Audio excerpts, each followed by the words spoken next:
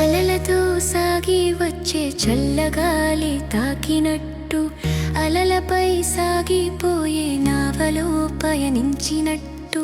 సంద్రమంచులే తాకి సంతసమే పొందినట్టు,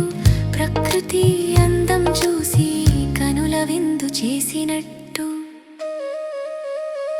నేను కలిసిన వేళ నాకు కలిగిన అనుభూతులెన్నో, ఊహ సుందరి రూపు చూసి విరిసిన జ్ఞాపకాలెన్నో, నా మదిలో చేరిన మౌన రాగాలెన్నో.